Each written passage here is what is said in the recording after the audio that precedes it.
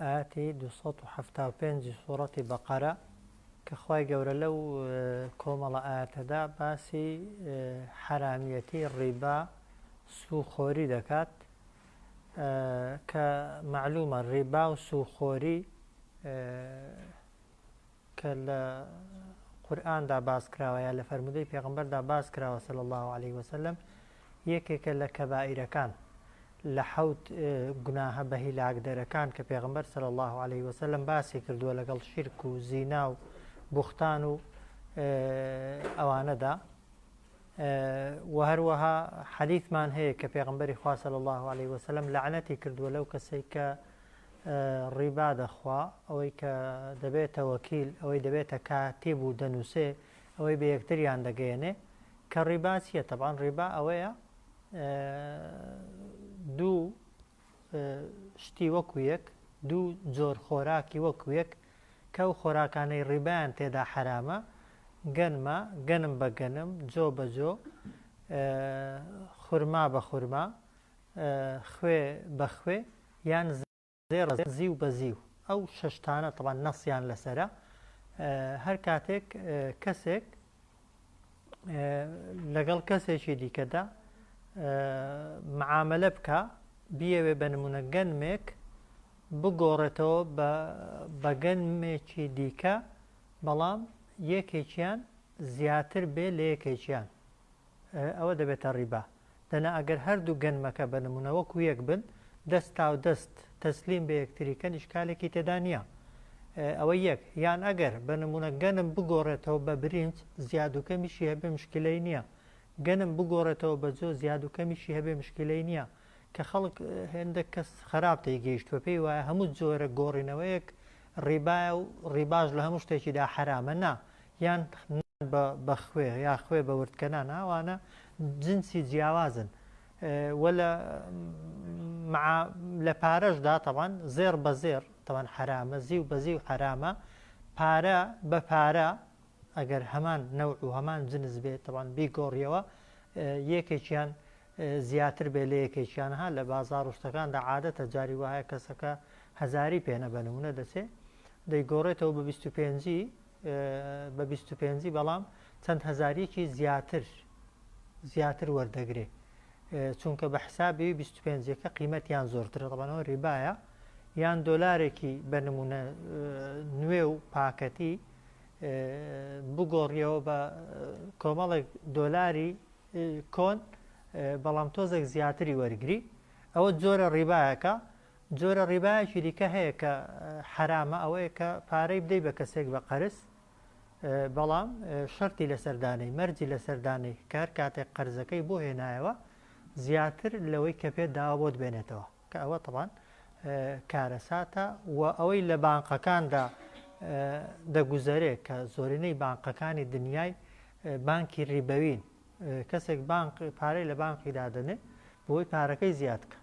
دوای مانگێک دوای ساڵێک دوای چەند ساڵێک ئەوەی کە دایناوە زیادەی دەچێتە سەرێ یان ئەوەی کە حکومەت دەیدا بە خەڵکی حکومەت بە قەرز دەیدا بە خەڵکی بەڵام داوای ئەوەیە کە پارەکەت بردەوە بۆ حکومەت زیاد لەوەی کە وەرت گرتووە تەبعاً پێی بدەیەوە ئەوانە ڕیبان تەبعاً ڕیبا بەو معنایە تەبعاً یەکێکە لە گوناهە گەورەکان و یەکێکە لە کەبائیرەکان و لە بەهیلاکدەرەکان و پێغەمبەر صلی الله عليه وسلم لعنەتی لەو کەسە کردووە کە ڕیبا دەخوات و جا وەردەگرێت هەر لعنەتی لێیە و ئەوەشی کە ڕیبا زیادەکەی دەدا تەبعاً بە هەمان شێوە لعنەتی لێکراوە جا ئاەتەکە دەفەرمێت الذين يأكلون الربا ئەوانەی کە دەخۆن ماڵی ڕیبا دەخۆن یعنی بەکاری دێنن مەرج نییە تۆ ئەو پارەی لە ڕیبای دەستت کەوتووە بە خواردنی بدەی و بیخۆی جاری وایە بە جلوبەرگی دەدەی تەوان هەر حرامە جاری وایە بە خانووی دەدەی هەر حرامە جاری وایە بە سارەی دەدەی هەر حرامە بەڵام زۆرینەی پارە کە دێتە دەستی ئینسانی ئامانج لێی تێرکردنی خۆی یا دەوروبەرەکەیەتی چونکە تێرکردن و برسینەبوون لە هەموو شتەکان لای ئینسانی گرنگترن بۆیە خوای گەورە باسی خواردنێ دەکا دەنا خۆ بە نمونە پارەکە زێڕەکە زیوەکە ڕاستەوخۆ ناخورێ وایە دەیدەی بە خواردن یا دەیدەی بە شتێکی دیکە بەڵام یعنی هەرچی وەری دەگری بە زیادە لە کاتێکدا کە شتێک دەگۆڕیەوە لەو شتانەی کە حرامن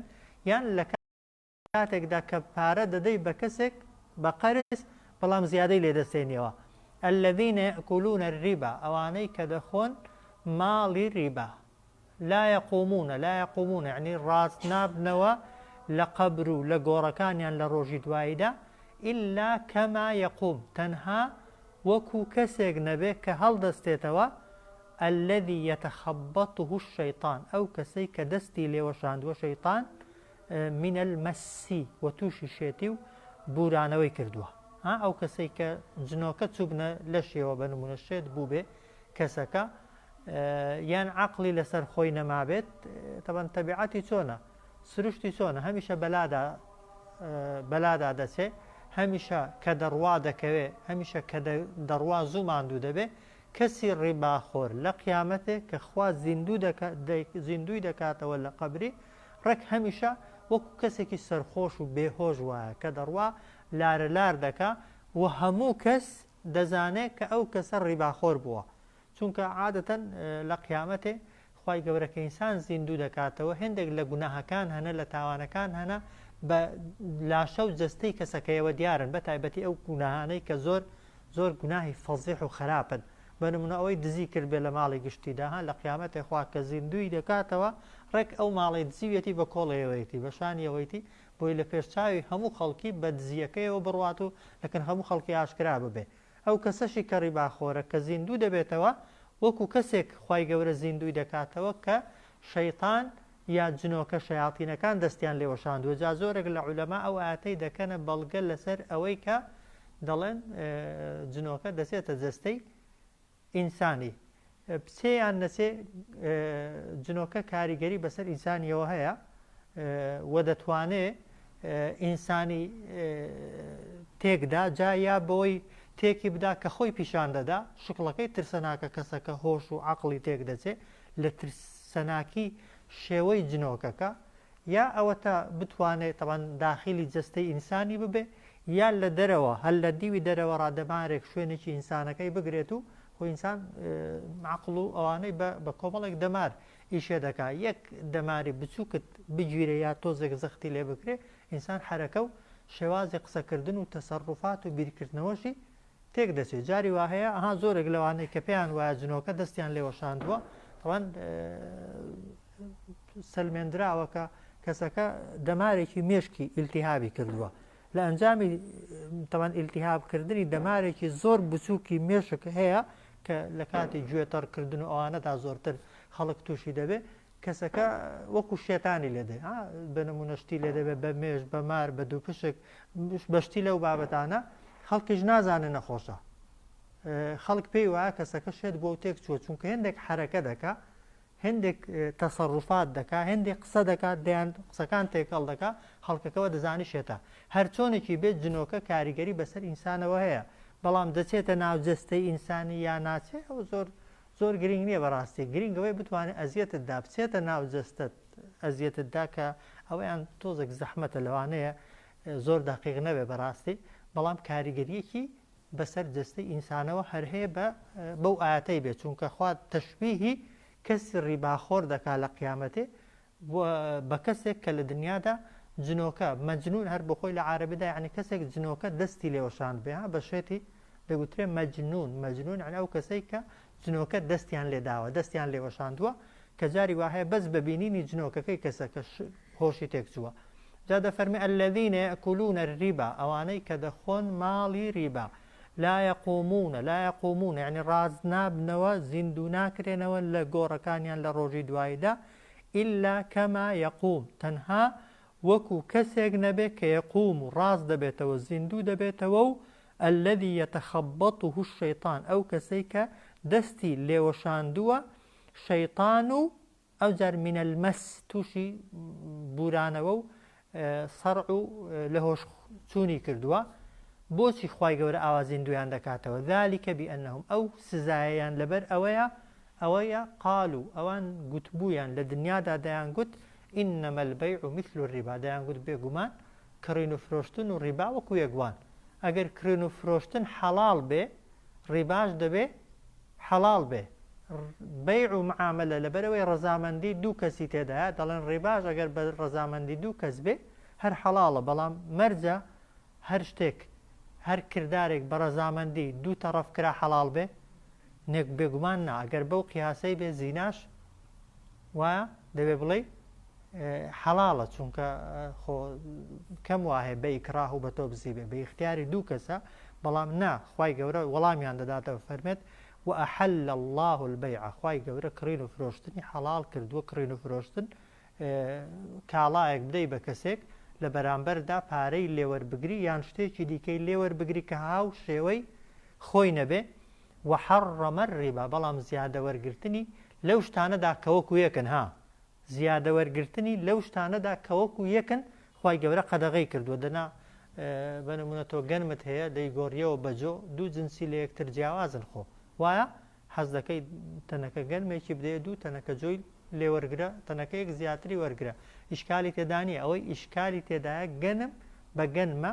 گەن تەنەکەیەک گەنم بە قەرز بدەی بە کەسێک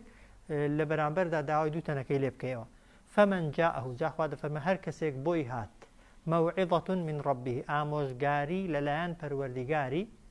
یعنی هەر کەسێک بۆی هات ئەو ئاەتانەی کە باسی ڕیبا دەکەن و وازی فەنتەها یعنی وازی لە ڕیبا و لە ڕیباخۆری هێنا فەلەه ما سەلەفە فەلەه یعنی بۆ خۆیەتی ئیخۆیەتی ئەو ماڵەی کە پێشتر بە ڕیبا بەدەستی هێناوە وازحە پێشتر پێشەوەی بزانێ ڕیبا حرامە چی دەستکەوتووە بە ڕیبا ئەوەی بۆ حەڵاڵە ئەوە ئیخۆیەتی لێی ناستێنرێتەوە واجب نییە لەسەری بیداتەوە بە خاوەنەکانیان بەڵام و ئەمڕه إلى الله فەرمان و بڕیار تێیدا دەدرێتە دەستی خوای گەورە حەزی لێبێ بە حەڵاڵ بۆی دەنووسێت و حەزی لێبێ بە حەرام بۆی دەنووسێت زۆرتر پەیوەندی بە چیەوە هەیە بە تۆبەی کەسەکەیەوە هەیە نیتی کەسەکەیەوە هەیە وەمەن عادە ئەری هەر کەسێک بگەڕێتەوە سەر ڕیباخۆری دوای ئەوەی کە زانی حرامیشە فأولئك أصحاب النار ئەوانە هاوڕێی ئاگرن ئەوجار هم فيها خالدون لەناو ئاگردا دەمێننەوە بە هەمیشەی دەکرێ بڵێن هەموو ڕیباخۆرێک بۆ هەتا هەتای لە جەهەنەمێدایە ئەی بەس ئاەتەکە دەڵێ هم فيها خالدون ئەوانە بە هەمیشەیی ئەو ئاگاتان شتێک کەش چی کەش چی کەش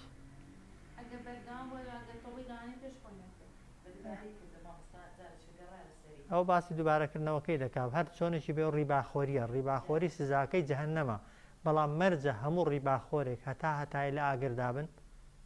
ڕیباخۆرێک عولەما دەفەرمون کە بە حەڵاڵی بزانێ بە حەڵاڵی بیخوا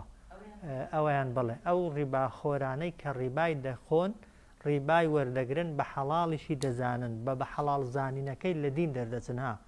بەهۆی کافریەتیەکەیەوە لە جەهەنەمێدا خوای گەورە دەیان هێڵێتەوە دەنا هیچ گوناهێکی گەورە جگە لە شیرک ئینسانی تا هەتایە لە ئاگردا ناهێڵێتەوە هەیە ئیمانداریشە لەوانەیە تووشی ڕیبای بوو بێ بەڵام جیاوازی هەیە ها ئیماندارێک بە حرامی دەیخوا حاڵین تاوانبارە لعنەتی لێکراوە سزای جەهەنەمیشی بۆ هەیە بەڵام یەکێک بە حەڵاڵ دەیخوا و بە حەڵاڵیشی دەزانێت تەمەنەوە لە دین دەردەچێ بۆ هەتا هەتایش لە ئاگردا دەمێنێتەوە واضحە الذين يأكلون الربا ئەوانەی کە دەخۆن ماڵی ڕیبا ماڵی ڕیبا یعنی قازانجی زیادە وەردەگرن لەو شتانەی کە خوا حرامی کردوون یان لە کاتێکدا کە ئەو ڕیبایە زۆرتر مەشهورە ئێستا پارەی دەدەن بە کەسێک بە قەرز بەڵام لە بەرامبەردا زیادەی لێوەردەگرنەوە لا يقومون إلا كما يقوم الذي يتخبطه الشيطان من المس يعني ڕاز نابنەوە زیندوو ناکرێنەوە لە گۆڕەکانیان تەنها وەکو کەسێک نەبێ کە ڕادەوەستێ و دەڕوە شەیطان دەستی لێوەشاند بێت و تووشی سەڕع و بورانەوە و لە هۆشخۆچوونی کردبێ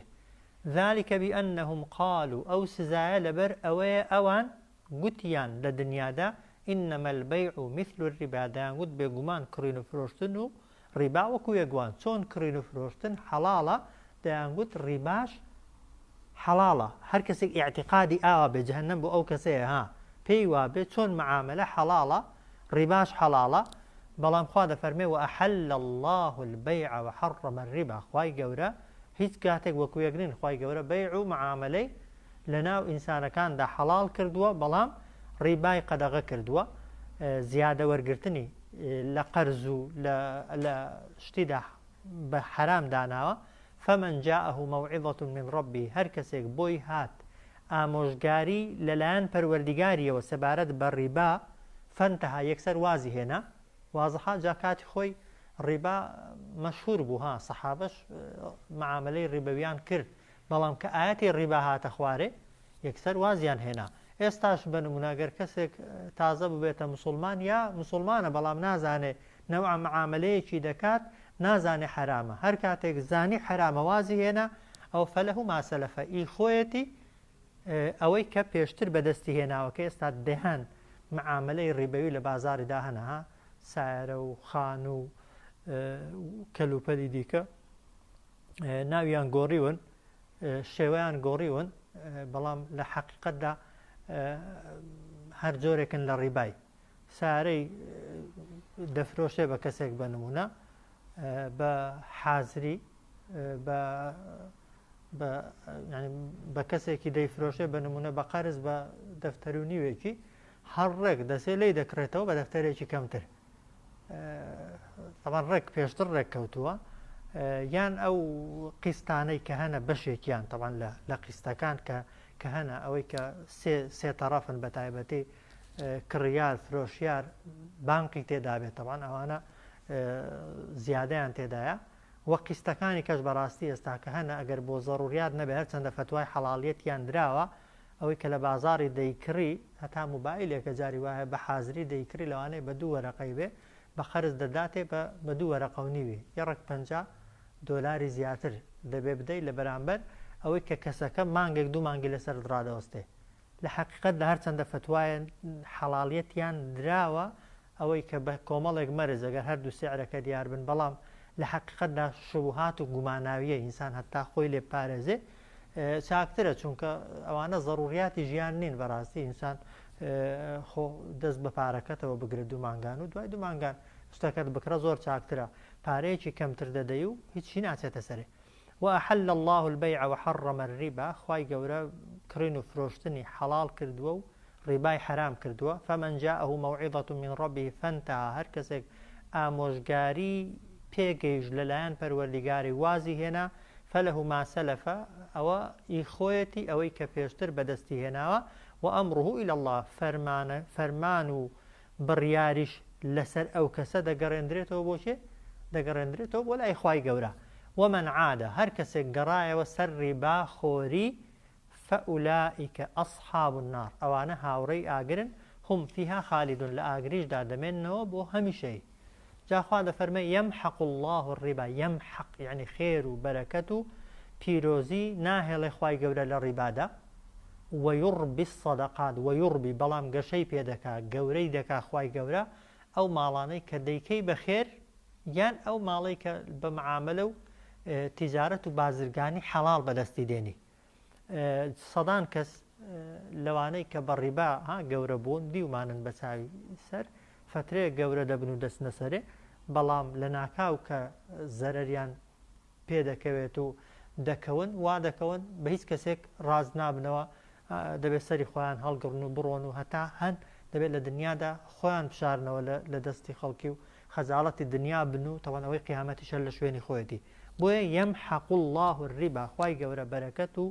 خێر لە ماڵێکدا هەڵدەگرێت و نایهێڵێت کە بە ڕیبا بەدەستت هێنابێ بەڵام وەیڕبی گەشەی پێدەکات و گەورەی دەکا خوای گەورە الصەدەقات ئەو ماڵانەی کە لە پێناوی خوای گەورەدا ئینسان دەیبەخشێ یا ئەو ماڵانەی کە بە معاملە و بازرگانی حەڵال بەدەستی دێنی کە ئەویشیان هەر جۆرێکە لە سەدەقە باسمان کردو ئەگەر بۆ خۆشت پارە حەڵاڵەکەی سەرفکەی هەر بەخێر بۆت دەنووسرێ بۆ دەوروبەر و نزیکەکانی خۆشت سەرفێکەی هەر بەخێر بۆت دەنووسرێ کەسێک ماڵ و منداڵی خۆشی بژیێنێ بە کەسابەتی حەڵال کەسابەتە حەڵاڵەکەی بۆ بە عیبادەت دەنووسرێ بۆیە هەمیشە خوای گەورە ماڵێک کە بە ڕیبا ئینسان بەدەستی هێنابێ بێبەرەکەت و بێخێرە و یڕبی الصەدەقات گەشە و پیرۆزیشی دەکا خوای گەورە ئەو ماڵێک کە ئینسان دەیکا بەخێر یا لە حەڵاڵدا بەدەستی دێنێ والله لا يحب كل كفار ئەثیم خوای گەورە خۆشی ناون هەموو ئەوانەی کە كەفارن کەفار یعنی زۆر بێباوەڕن یا زۆر سپڵە و پێنەزانن کە کەفار بە هەردوو معناکەی دێ یعنی زۆر بێباوەڕ یان زۆر سپڵە و پێنەزان ئەگەر معنا لۆغەویەکەی وەرگین و ئەثیمیش ئەو کەسانەشی خۆشناون کە زۆر تاوانبارن والله لا يحب كل كفار أثيم خوای گەورە ئەو کەسانەی خۆشناوێ کە زۆر سپڵە و پێنەزانن و زۆر تاوانبار و خراپەکارن إن الذين آمنوا وعملوا الصالحات بێگومان ئەوانەی کە ئیمانیان هێناوە لە دنیادا وعملوا الصالحات وەکار و کردەوەی چاکەیان ئەنجام داوە ئەوە دوو وأقاموا الصلاة ونوێژەکانیان بەباشی و بەچاکی و بەجوانی کردووە وآتوا الزكاة لێرە وآتوا وەداویانە بەخشیویانە زەکاتیش ئەوەندەی کە خوا لەسەری واجب کردوون خواتیان بۆ دەکەن لهم أجرهم عند ربهم بۆیان ئامادە کراوە لای پەروەردگاریان پاداشتی کردەوەکانیان ولا خوف عليهم وهیچ ترسێکیشیان لەسەر نییە کاتێک کە دەمرن ولا هم يحزنون وهیچ خەم و خەفەتێکیش بۆ دنیا و بۆ ئەوە ناخۆن کە بەجیان هێشت وازحە بێگومان ئەوانەی کە ئیمانیان هێنابوو لە دنیادا ئیمان یعنی اعتقاد و عەقیدە و بیرروباوەڕیان بیرروباوەڕێکی ڕاستە کار و کردەوەی باشیان کردووە ئەوەی پێیان کرابێ لەناو کارە باشەکاندا نوێژیشیان کردووە وایە کە ڕوکنێکی ئیسلامەتیە و پەیوەندی بەکوێوە هەیە پەیوەندی بە بەینی خۆت و خواوە هەیە وایە و زەکاتیشیان داوە زەکات پەیوەندی بەکوێوە هەیە بەینی خۆت و خەڵکیەوە هەیە یعنی عیبادەت بەشێکی بەستنەوەی کەسەکەی ڕاستەوخۆ بەخوا وایە بەشێکی بەستنەوەی کەسەکان لە بە یەکتری لە ڕێی بەستنەوەی کەسەکان پەیوەندی دروستکردن لەگەڵ کەسەکاندا دەگەیەوە بەخوای گەورە لهم أجرهم عند ربهم بۆ ئەو کەسانە ئامادەیە پاداشتیان لای پەروەردگاریان ولا خوف عليهم ترسێکیان لەسەر نییە و ئەوان هیچ خەم و خەفەتێکیش ناخۆن یا أيها الذين آمنوا اتقوا الله ئەی ئەوانەی کە ئیمانتان هێناوە پارێزکاری لە فەرمانەکانی خوا بکەن فەرمانەکانی خوا جێبەجێکەن لە گوناه و تاوان و بێئەمریەکان دوورکەونەوە ئەو جار وەذەڕوا واز بێنن دوورکەونەوە ما بەقیە یعنی ئەوەی ماوەتەوە لە نێوتاندا منە ڕیبا لە ڕیبا ئین کنتم مؤمنین ئەگەر ئێوە ئیماندارن تەوانەوە هەڕەشەیە ئەگەر کەسێک خۆی بە ئیماندار دەزانێ نابێ بە هیچ جۆرێک لە جۆرەکان بەلای ڕیبا و ڕیباخۆرەکاندا بڕوە یا أيها الذين آمنوا ئەی ئەوانەی کە ئیمانتان هێناوە اتقوا الله پارێزکاری لە فەرمانەکانی خوا بکەن وەذەڕوا وازیش بێنن ما بەقیە من الڕیبا ئەوەی ماوەتەوە لە ڕیبا و سوو لە نێوتاندا ئین کنتم مؤمنین ئەگەر ئیماندارن ئەی فئین لەم تەفعەلوا ئەی ئەگەر واستان لە ڕیبا نەهێنا هەر بەردەوام بوون لەسەر ڕیبا و لەسەر ڕیباخۆری خوا دەفەرمێ فەئذەنوا بحەرب من الله ورسوله يعني إعلاني شر بكن لقل خوا ولقل پیغمبر الله صلى الله عليه وسلم فأذنوا يعني راي جينن شر لقل خوا لقل پیغمبر الله صلى الله عليه وسلم طبعا شر كردن لقل خوا ولقل پیغمبر ده دكري یا ناكري بيقومان إنسان ناتواني بيكا بلام أجر فرزا إنسان بتواني بشيكا جريمي شر كردن لقل خواي چنده قوريا جەریمەی شەڕکردن لەگەڵ پێغەمبەر صلی الله عليه وسلم چەندە گەورەیە یعنی شمشێرێکت پێ بێ ئینسان جورئەت کا بڵێ نەعوذ بالله ئەوە دەچم لەگەڵ خوای خالقی ئینسانەکاندا شەڕ دەکەم چەندە فەزیح و ناشیرنە و چەندە نابەجێیە یان پێغەمبەرێک لە بەرامبەرت دابێ صلی الله عليه وسلم شمشێر ڕاگری و بتەوێ بیکوژی چەندە گوناهە یعنی ڕیباش هێندە خراپە ڕیباش هێندە قێزەونە و حەدیثیشمان هەیە لە قیامەتێ پێغەمبەر دەفەرمێ صلی الله عليه وسلم هەر بەڕاستی شمشێرێکیان دەدرێتە دەستێ ڕیباخۆرەکان دەڵێن دەی بڕۆن شەڕکەن لەگەڵ خوا و لەگەڵ پێغەمبەردا کە بە بێگومانی ئەو کاتی جگەل لە خەجاڵەتی و سەرشۆڕی هیچی دیکەیان بۆ نامێنێتەوە بۆیە جەریمەی ڕیباخۆری کە وەکو گوتم بەدەیان زۆر ڕیبا لە ناو خەڵکی موسڵماندا هەیە بەڵام ناوی دیکەی لێنراون جوان کراوە ڕازێنراوەتەوە دەنا ئەوە قاعیدەیە ها چۆن بزانم ڕیبا چ شتێک ڕیبایە و چ شتێک ڕیبا نییە ها حەدیثە و قاعدەی ئوسوڵ فقهیشە كل قرض جر منفعة فهو الربا هەر قەرزێکت دا بە کەسێک لە بەرامبەر قەرزەکەیدا قازانجێکت کرد ئەوە ڕیبایە. هەر قەرزێکت دا بە کەسێک لە بەرامبەریدا قازانجێکت لێ وەرگرت وایە ئێستا خەڵک زاران دەچوو ئێستاش هەیە دوسێ دەفتەری دەدا بە کەسێک معاملەی پێدەکا هیچی لێ وەرناگرێ بەڵام لە بەرامبەردا بە ناوی ڕەهن خانوویەکی لێ وەردەگرێ بۆ خۆی دەسێت لە ناو خانووەکەیدا چەندان ساڵ دەژیێ بەبێەوەی دینارێکی بداتە کەسەکەی پارەی لێوەرناگرێت کە دەیهێنێتەوە بەڵام مانگانە 200-300 هەزاری بۆ دەگەڕێتەوە بەهۆی قەرزێک کە داویەتی بە کەسێک وایە خواردن و خۆراکێک دەدەی بە کەسێک بە نمونە کەسێک داوای خواردنێکت لێ دەکا خودی خواردنەکەت بە زیادەوە بۆ نایەنێتەوە بەڵام لە بەرامبەردا زیادەیەکی دیکە دەداتێ هەر قەرزێکت دا بە کەسێک لەسەر قەرزەکەی قازانجت کرد قازانجێکی دیاریکراوت کرد ئەوە بەڕیبا حسابە جیایە پارەی دەدەی بە کەسێک معاملەی پێدەکا دەڵێ قازانجەکەمان بە نیوە یا زەرەرەکەمان قازانج و زەرەرمان ئەوەنە ئەوە ڕیبانیە چونکە تۆ لە قازانجی دەبی بە شەریک بەس لە خودی سەرمایەکەیدا ببی بە ئەوە خودی سەرمایەکەی خۆت بە زیادەوە وەرگریەوە کاتێک کە بۆت دێتەوە ئەوە حرامە و دروست نییە. فإن لم تفعلوا فأذنوا بحرب من الله ورسوله ئەگەر ئەو کارەتان نەکرد یعنی واستان لە ڕیباخۆری نەهێنا فأذنوا يعني ڕایگەێنن ئیعلانیکەن بحرب من الله ورسوله بشرك لەگەڵ خوا و لەگەڵ پێغەمبەردا صلی الله عليه وسلم ئەی وەئین توبتم ئەگەر تۆبەتان کرد ڕۆژێک پەشیمان بوونەوە فەلەکم ڕؤوس ئەموالیکم بۆتان هەیە وەرگرنەوە ڕؤوس ئەموالیکم سەرمایەی ماڵەکەتان چەندە داوە بە کەسەکە یەکەم جار بەنیەتی ڕیبات داوەتێ وایە بەڵام کە بڕیاری تۆبەکردنێتدا بڕیاری پەشیمان بوونەوەتدا سەرمایەکەی خۆت چەند داوەتێ پارەکەی یەکەم جارت چەند تەسلیمی کەسەکەی کردووە فەلەکم بۆتان هەیە ڕؤوس ئەموالیکم سەرمایەکەی خۆتان وەرگرنەوە لا تظلمون ولا تظلمون نە ستەم بکە لە کەسەکەی یعنی زیادەی لێبستێنی وازحە ولا تظلمون بە ئەوانش ستەمتان لێ نەکەن سەرمایەکەشتان نەدەنەوە یعنی نە زیادەی لێ وەرگرەوە نە کەمتریش لەوەی کە داوتێ لێی وەرگرەوە نە قازانج لە پارەکەی بکە کە داوەتێ نەزەرەریشی لێ بکە وەک خۆی چەندە داوەتێ ئەوەندەی وەرگرەوە وازحە فإن لم تفعلوا فأذنوا بحرب من الله ورسوله ئەگەر واستان لە ڕیبا نەهێنا ڕایگەێنن شەڕ لەگەڵ خوا و لەگەڵ پێغەمبەردا صلی الله عليه وسلم وإن تبتم فلكم رؤوس أموالكم هەر کاتێکش تەوبەتان کرد بۆتان هەیە سەرمایەکەی خۆتان وەرگرنەوە لا وەستەم لەو کەسەی مەکەن کە پارەکەتان پێداوە یعنی زیاد لە سەرمایەکەی خۆی لێوەرمەگرەوە ولا تظلمون با ئەوانش ستەم لە ئێوە نەکەن کەمتر لەوەی کە داوەتێ پێداتەوە وإن كان ذو عسرة أي أجر هاتو كسكن نبوبو فقير بو هجار بو وإن كان أجر هاتو ذو عسرة أو كسا فقير بو عادة كيف باري بري باور دقري خلق فقيرك چونك كابرا بو خوي باري هبه هیچ مەجبور نییە بچێ پارەی لە خەڵکی وەرگێ و معاملەی بۆ خەڵکی بکە چونکە لە ڕیبایدا هەمیشە خەڵکی فەقیر و هەژار عارەقە و ماندووبوون و شەکەت و هیلاک دەبێ سەرمایەدار و دەوڵەمەندەکان شانیان داوەتەوە لە ماڵێ و لە بەرامبەر پارەیەک کە هیچی پێوە ماندوو نابن قازانجێکی زۆریان دێتە دەستێ بەڵام بۆیە دەفەرمێت وئین کانە ذو عوسرەتین ئەگەر هاتوو ئەو کەسەی کە پارەکەت داوەتێ بە نیەتی ڕیبا فەقیر بوو هەژار بوو بەڵام تۆ بڕیاری تۆبەت داوە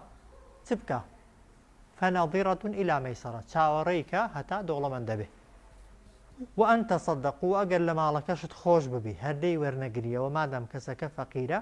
فهو خير لكم أو زۆر چاکتر و باشترە بۆتان إن كنتم تعلمون ئەگەر دەتانزانی قازان يعني خێری لێخۆشبوون لە قەرزی کەسێک چەندە گەورەی و لای خوای گەورە چەندە بە قیمەتە وایە وإن كان ذو عسرة ئەگەر کەسەکە نەبوو بوو فەقیر بوو فەنەظیرەة چاوەڕێی بکە إلى مەیسەرە هەتا دەوڵەمەند دەبێ وأن تصدقوا ئەگەر خێری پێ بکەی بە خێر بیدەیە لێی خۆش بی ئەوە خەیر لەکم زۆر چاکتریشە بۆتان لە وەرگرتنەوەی إن كنتم تعلمون ئەگەر دەتانزانی خێر و پاداشتی لێخۆشبوون لە کەسێک چەندە گەورەیە پاشان دەفەرمێ وەتەقوا یەومەن بترسن لە ڕۆژێک خۆتان بپارێزن لە ڕۆژێک خۆتان ئامادە بکەن بۆ ڕۆژێک کە تورجعونە فیه إلى الله دەگەڕێنەوە تێیدا دەگەڕێنەوە لەو ڕۆژەدا بۆکوێ ئیلە الله بۆ لای خوا واتقوا يوما بترسن لە ڕۆژێک خۆتان بپارێزن لە ڕۆژێک کە دەگەڕێندرێنەوە تێیدا بۆ لای خوا هەرەوەندە نییە بچیەوە لای خوای و تەواو ثم توفى پاشان دەدرێتەوە بە كل نفس بە هەموو کەسێک دەگەیەندرێتەوە بە هەموو کەسێک ما کەسەبەت پاداشتی ئەو کار و کردەوانەی کە کردوێتی ئەو جار یاسای سێهم وەهم لا یظلمون هیچ کەسێکیش لە قیامەتێ ستەمی لێ ناکرێت چاکەیەکت کردبێ لە دنیای بۆت نەنووسرا بێشتیوانیە ئەگەر بەقەدەر سرە دەرزیەک چاکەیەکت کردبێ لە نامەی کردەوەکانتدا چاکەکە هەیە و پاداشتەکەشی هەیە وایە و ئەگەر تاوانیشت دیسان بە هەمان شێوە بەقەدەر میسقالە زەڕەیەک بێت لای خوای گەورە هەر نووسراوە جا محاسەبەت دەکاتی لەسەری یا محاسەبەت ناکە سزا دەدا یا سزاد نادا ئەوە شتێکی دیکەیە ها بەڵام هیچ گوناهێک نییە ئینسان کردبێتی لە قیامەتێ خوای گەورە پیشانی نەداتەوە پیشانت دەداتەوە بەڵام لەسەری سزاد دەدا یا سزاد نادا ئەو بابەتێکی دیکەیە بترسن لە ڕۆژێک کە دەگەڕێندرێنەوە تێیدا بۆ لای خوا پاشان وەردەگرێتەوە هەموو کەسێک پاداشتی ئەوەی کە کردوێتی و ئەوان هیچ تەمێکیشیان لێ ناکرێت جا و ئاەتە ئیبن عەباس و زۆرێک لە سەحابەکان دەڵێن کۆتا ئاەتە هاتۆتە خوارێ هەندێکیان دەفەرمون ئەوەی سوورەتی ئەوە سوورەتی مائیدە ئەلیەومە ئەکمەلتو لەکم دینەکم کۆتا ئاەتە هەندێکیش دەفەرمون نا کۆتا ئاەت کە بۆ پێغەمبەر هاتۆتە خوارێ صلی الله عليه وسلم ئەو ئاەتەیە جا هەندێک دەفەرمون 31 ڕۆژ پێغەمبەر صلی الله عليه وسلم دوای هاتنە خوارەوەی ئەو ئاەتە وفاتی کردووە هەندێک دەفەرمون تەنها 9 ڕۆژ پێغەمبەر صلی الله عليه وسلم دوای دابەزینی ئەو ئاەتە وفاتی